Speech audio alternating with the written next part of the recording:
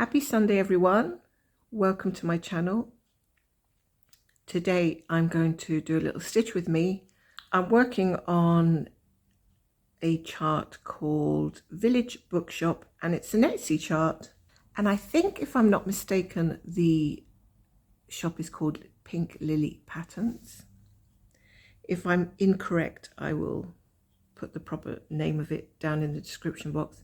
But I think it's Pink Lily Patterns, and it's not, well, I thought it was not a huge one, but now that I've opened my pattern keeper and I've taken a look to see how many stitches it has, it's actually got 95,239 stitches, which is actually bigger than my Heaven and Earth Designs stitch along and bigger than quite a few of them. So that's quite interesting. But anyway, it wasn't a recent start, semi-recent, I think about a month or so ago. Yeah, 4 or 5 weeks ago. And I tried to do it on 20 count. I tried to do it on, I think it was 16 count. Neither of them worked for me. So I went back to my tried and trusted 25 count, which is the one that works best for me. 2 over 1/10, that is just what seems to be my jam. I can't seem to do or stick with anything else for too long. So that's just the kind of stitcher I am. And it does go a little bit faster when you're doing 10 stitches. So I've got my little stitching buddy with me. I hope you bring out your own stitching for a little while and let me know in the comments what it is you're working on, if you are indeed working on something.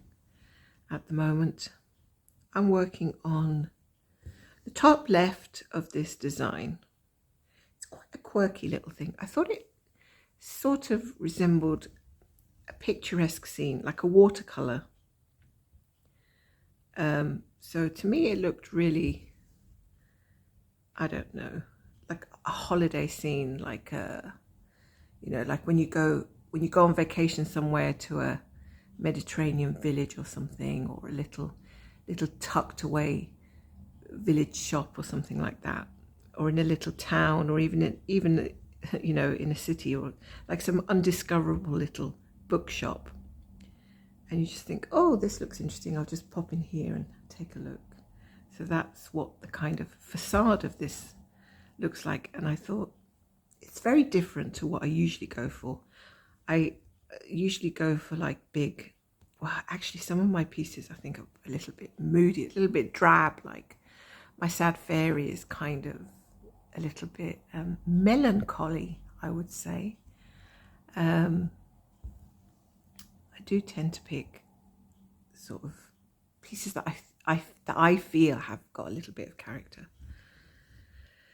And I'm not really into certain things like other people are. I know some people love stitching on dragons, and I don't get the urge to stitch a dragon, which is a little bit disappointing, because I do like the dragon pictures and I like seeing people stitch them, and I even like the end result and all of that, but I never actually feel, pulled into doing it. So this is a dark blue that I'm using at the moment. Now what I have been doing recently is I've been flipping my work over and ending my threads on the back, just because it makes it so less bulky with my 2 strands. And trust me, I have been doing that for a while now, and it really does work. The back is much less bulky when you actually don't sort of bring it down somewhere in an empty area or an empty hole and then cut it off. That does tend to add bulk, I think.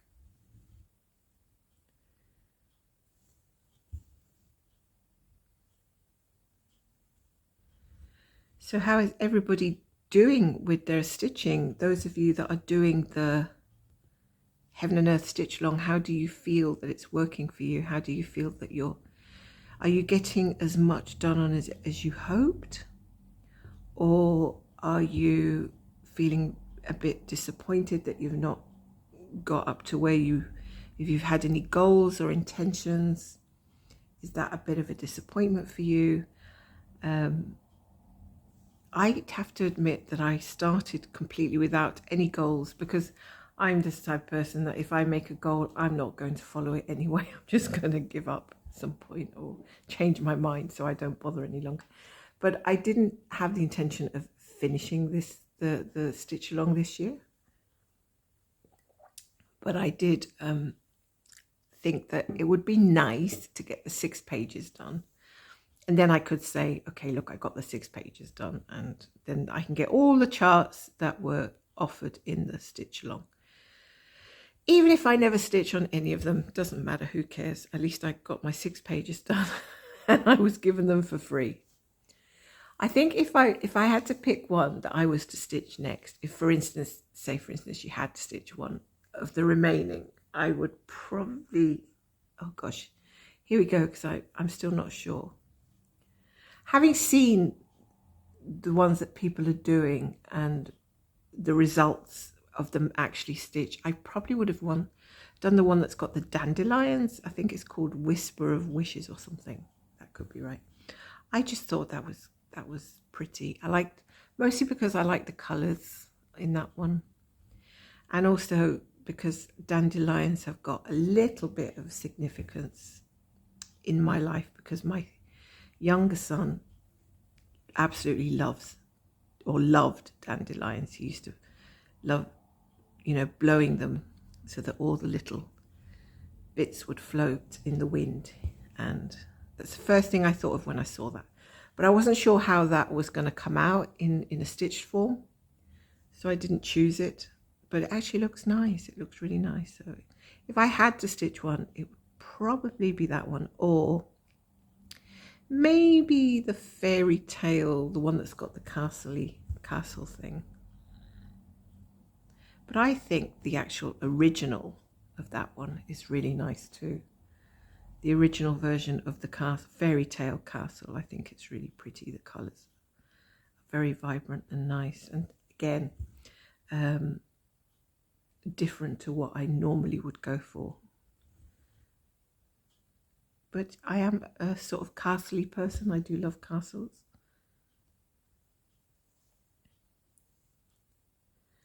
But yeah, if I get the 6 pages done, I think I'd be happy. But you see, what I don't really want is to get the 6 pages done, put it away and never bring it out again. Because then I feel like, okay, this is the 2nd year that I've been doing a stitch along, the Haid stitch along. I did not finish the first one. I do not know where my first stitch along piece has gone. I don't even really care for it. That's being brutally honest. Don't care for it at all. Don't care for even finding it or finishing it. So what prompted me to start this one, I have no idea. I think it was just for the sort of community aspect, just to be doing it with other people and feeling included, feeling part of something. I always like that. And also being able to follow along with others who are doing the same one. Generally, on a broader scale, I don't really go for doing charts that everybody else does, like the really common ones. I love watching other people do them. I love seeing them doing them together, like the shelves and all that. But I don't like participating in like, oh, let's 4 of us get together and stitch this, because I never I just put it away and it just doesn't happen, so I try to look for things. I try to be a bit more discerning with what I like personally, like something that, even if it doesn't suit what other people like, I think if I'm the one that's stitching it, then it's important for me to be happy with it, if you know what I mean. Oh, this coffee's tasting a little bit bitter today. It's one of those coffee machine type coffees that my husband really loves or prefers to any other type of coffee. And I normally just go for like the cheap instant stuff. I'm not bothered. I'm not hugely a coffee person. I'm quite happy with my cup of tea usually, but to feel like I'm, again, participating, I do take one of the machine coffees now and again, but they can sometimes taste a little bit too strong for me. But hey ho, that's the way it goes. Now, see how many stitches I just got in there now in the last 5 minutes? 31. But I will see if I can flip my work around, because it is I do have a camera right in front of it, so it might be more difficult. Let's see.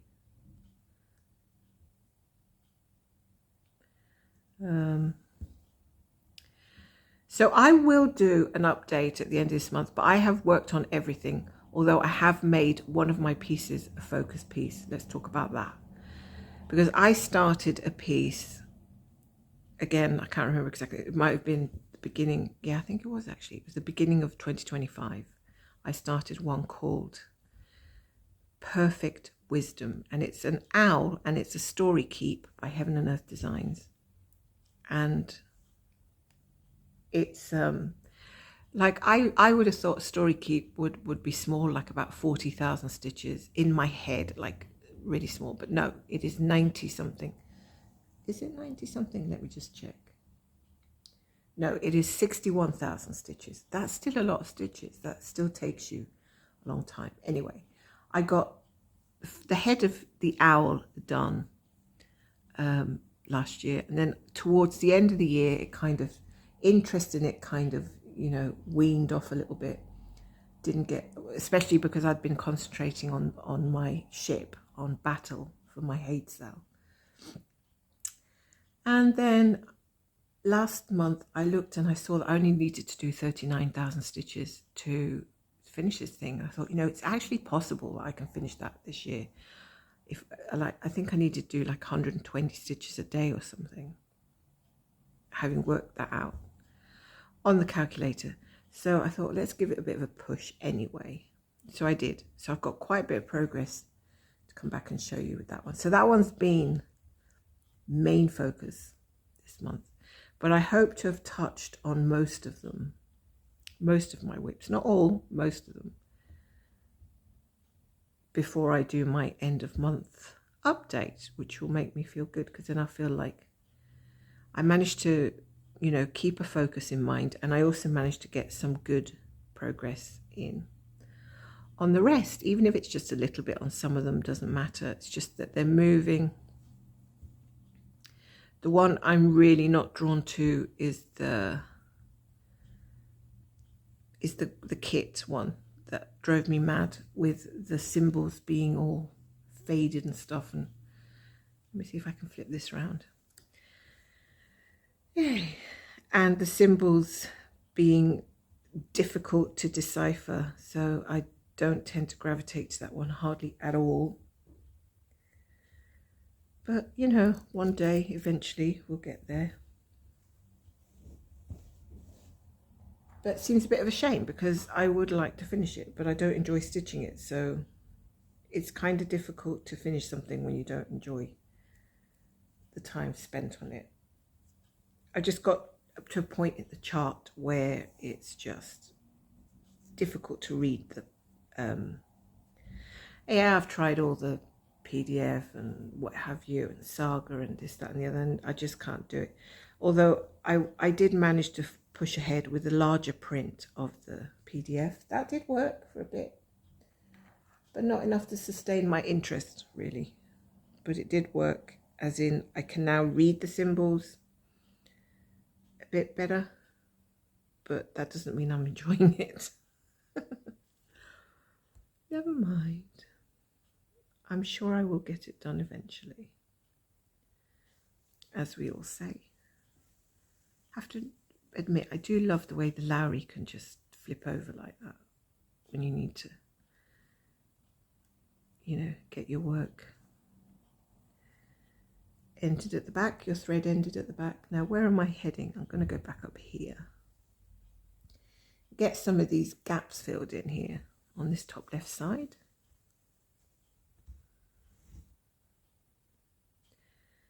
So talking about being happy with what we get done. So I've reached about 31% of my Hate Sal battle. And I find that the ship itself is hugely ninja confetti, crazy. But then around it, all around it, you've got the sky, which is a lot easier. So that I thought was a nice balance, actually. So not all block and not all confetti. And I've been doing it like this, cross country, because it's just the method I'm into at the moment. But this cross country is a lot easier when you've got not too many colours in a small area. So I've hit a part of the chart in the battle design, which is literally, and I'm not kidding you, every single stitch is a different colour. Every single one in like a block of 10 by 10. There is just no way you can do cross country anyway. Some of them have got one colour has got two symbols, another colour, I'll get this right in a second. One symbol is two colours, another symbol is one colour, another symbol is four colours, another symbol is two colours, one colour, and so on, all within this square. So it's really, really, really tightly jam-packed.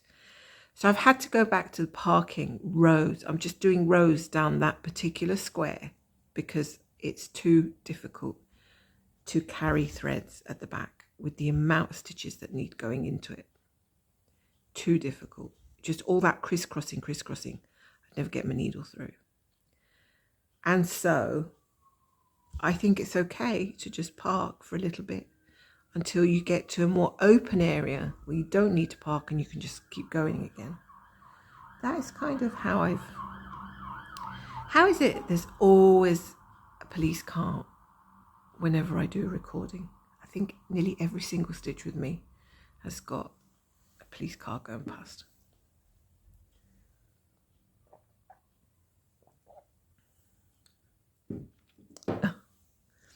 So that is the way I get around a crazy area, like a little area. And I don't really want to go back to doing row by row, the snake method. If you want to know what the snake method is, you can look it up. Don't know who invented it. I don't know if people still actually do it. It's working one stitch at a time across a row and then parking your thread below to the next instance of that colour. And it is slow, I'll admit, it is slower. But it is actually neater and it's more methodical, and you can actually get your needle through because you're already doing just one stitch at a time. It's much easier to get your needle through than it is with cross country because you're crisscrossing all over the place and you're bulking up the back a bit too much all over. But it's give and take. It's what you prefer. And I really find the 1/1 single strand, which is the most popular, I think, just for me a little bit too slow and I actually can't even see the crosses very well. I tend, for some reason, I can see my gaps easier like this than I can see with the crosses. Don't ask me why, I have no idea. I just seem to be able to, my brain seems to be able to work it better with these little half stitches, which you can't even see are half stitches. Once you've finished a piece and you put it up, you can't even tell that they're half stitches. They just look like little dots, the same way as the little crosses look like little dots. You can't really tell unless you go like very, very close. You can't tell, not on 25 count. And probably completely impossible on any count higher than that. So it's the same either way. But I get that some people find the two strands difficult to get bulky at the back. But like I said, I don't carry very far. I keep my threads not too long, and that helps a lot. I'm feeling like my allergies are starting up again.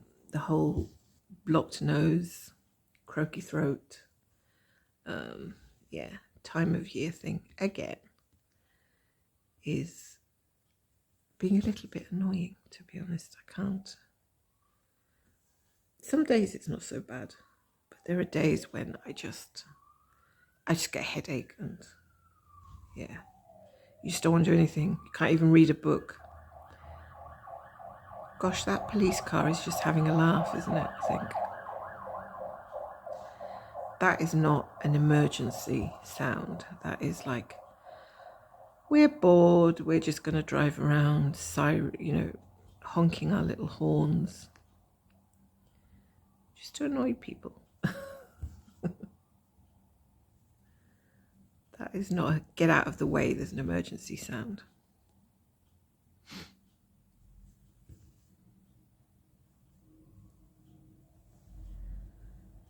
And so with regard to this one, the Village Bookshop, this Needleminder, by the way, is available in my shop. There's a few bookshoppy type Needleminders there. I haven't been putting very many Needleminders on my shop lately. I just haven't been getting into it again. There's a fair few of them still on there, but I haven't been making more. And I don't know. I just haven't got around to it, I guess. But there is some bookshoppy and book type ones available if anybody wants to take a look. But anyway, what was I saying? This one, this Village Bookshop chart,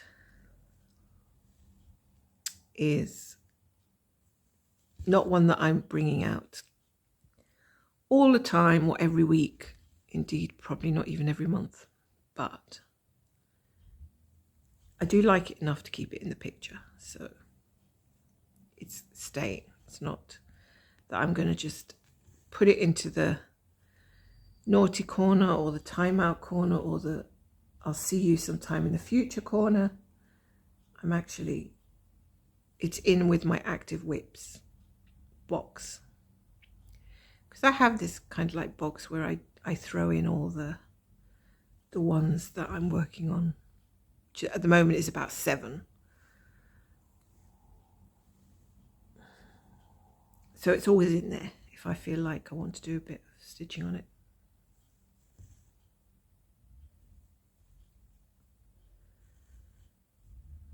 Oh, am I going to have enough thread to get these last couple of stitches down here? I'm just thinking my thread is getting very tight.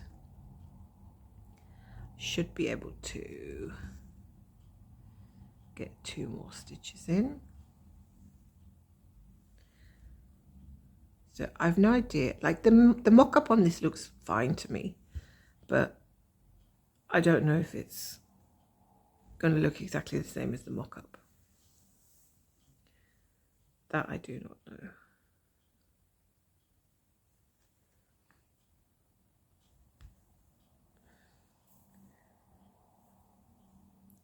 Thank you, Kat, for sitting on top of my scissors. She always manages to somehow nest on top of my scissors.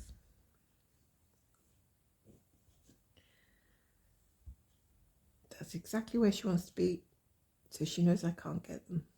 Okay, let's go for another colour now. This is another blue, but it's more like a purpley blue, I think, this one.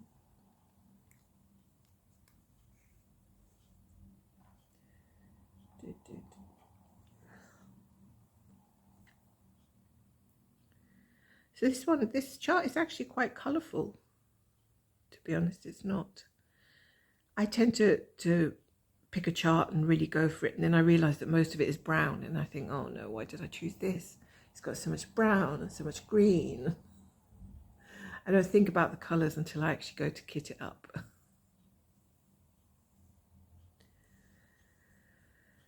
Where am I? Back up here.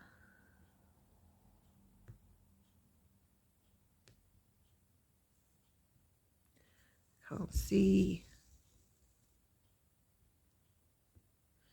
Filling in some gaps up My voice is getting croakier as we go along. I think the frog has visited, but not on my stitching. He's visited and he's sitting in my throat.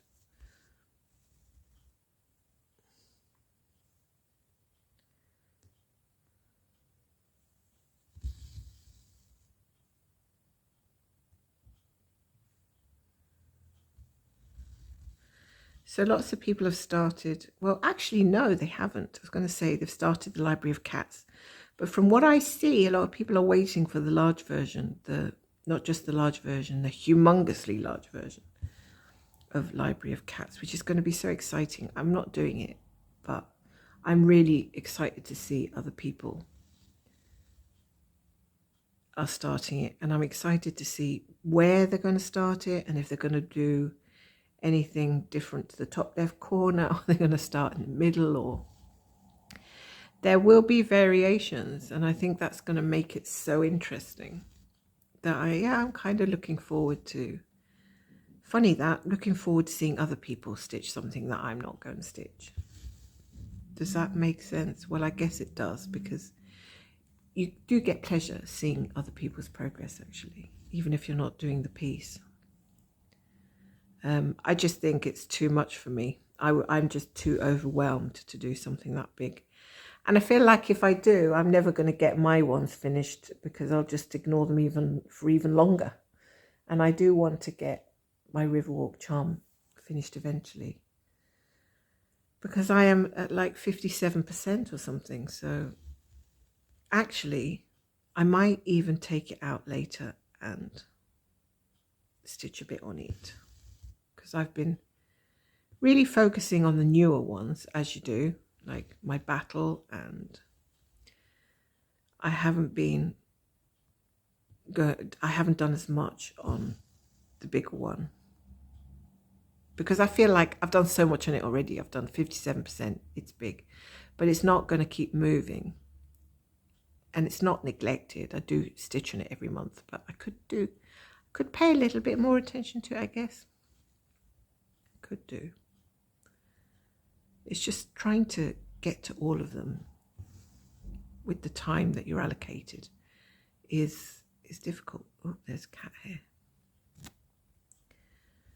And I'm sure a lot of you know what it feels like to be wanting to stitch on all of them all at the time, at the same time, because if you love them all, or if you love 95% of them, you want to be stitching on them all the time, and it's just not physically possible, is it? So I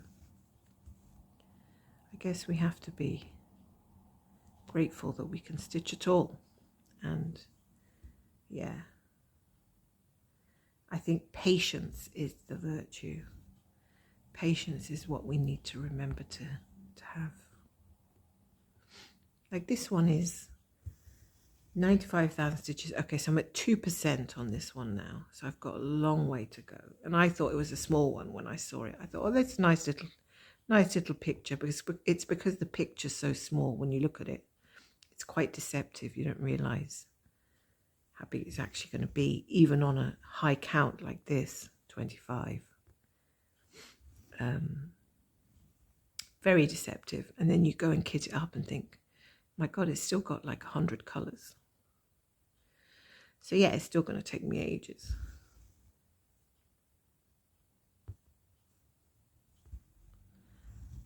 But I think I've done a fair bit of filling in here with this colour. All in all, my stitches are doubled with the tent, obviously, because you're doing one leg instead of the two.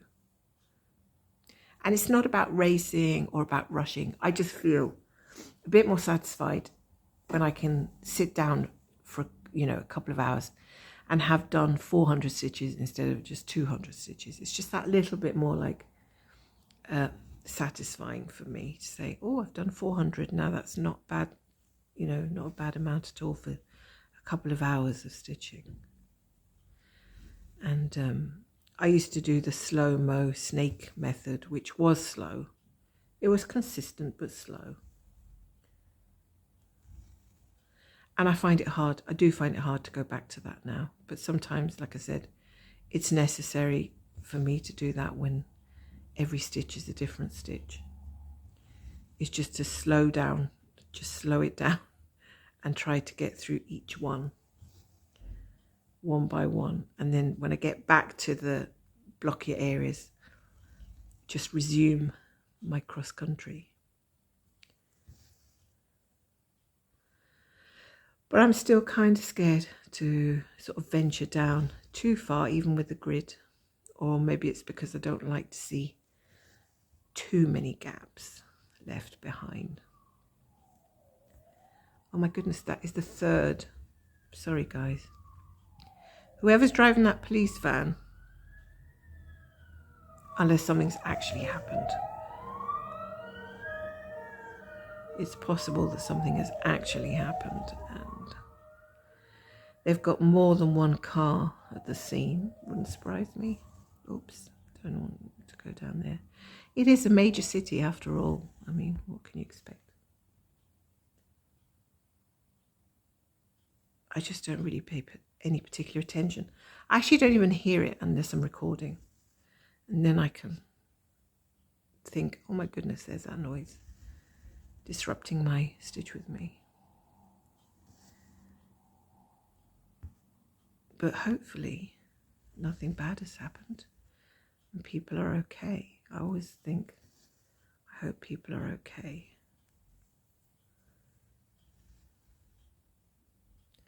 My goodness, I've already been 30 minutes at this, so it's not going to be a long one. I remember saying, I think it was in my last stitch with me, or one of them, I said, this is going to be not going to be long. It ended up being over an hour or something, which for me is long. That's long. An hour of stitching and chatting is a long time. Especially when you're just waffling like I do. Waffle, waffle, waffle. If you're listening to me and you're not bored, I'm impressed. I'm very thankful.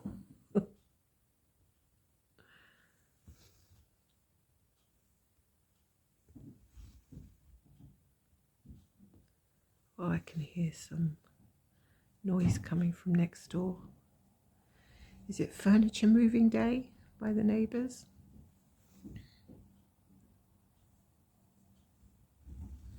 Quite possibly.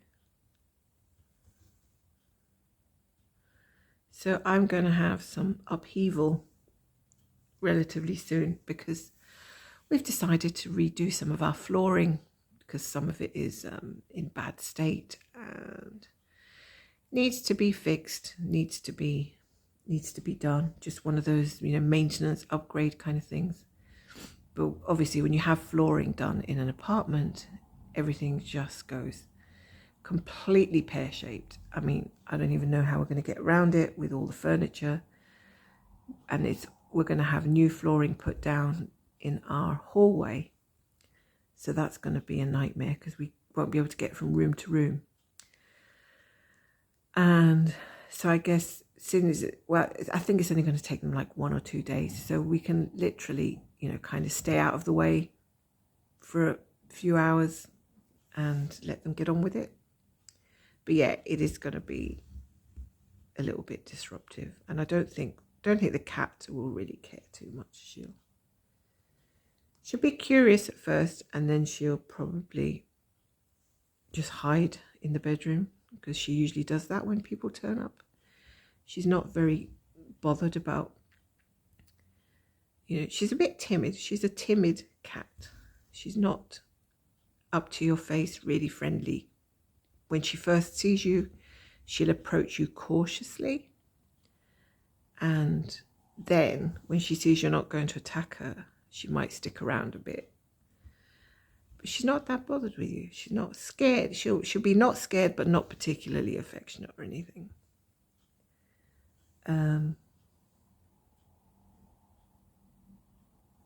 Like some cats go up to strangers and they just try to bond straight away.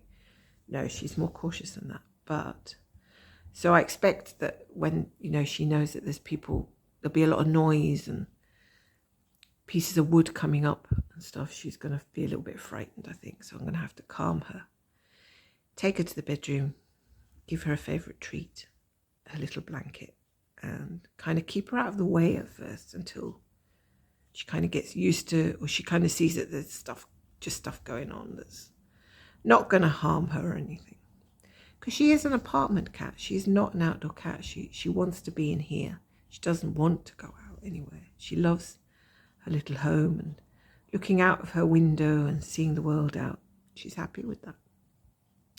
And ragdolls generally are not the type of cats that roam around outside. If I ever see a ragdoll outside, it's usually because it's lost or it's escaped. Otherwise, you just don't see them.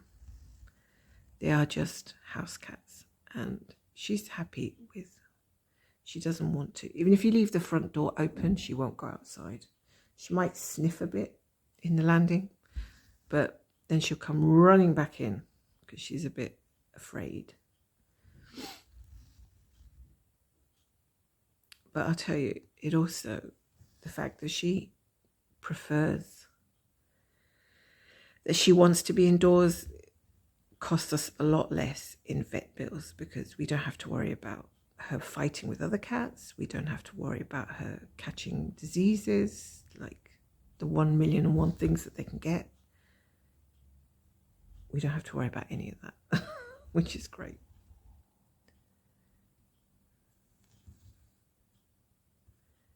Because vet bills are so expensive today. Just shocking. Absolutely shocking. Not that we wouldn't pay them or anything, of course. I mean, if she wanted to be an outdoor cat, we might try and find a way to take her to a park or something, but she really, really does not want to go outside.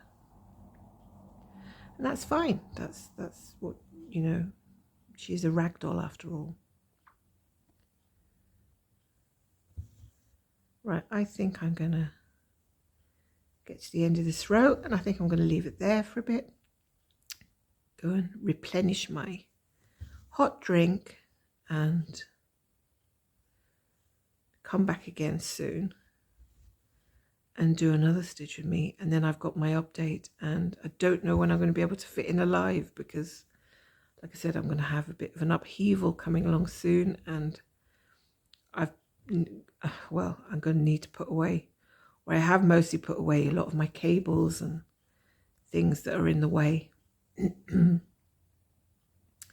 Because setting up takes a lot of floor space and moving a bit of furniture around and stuff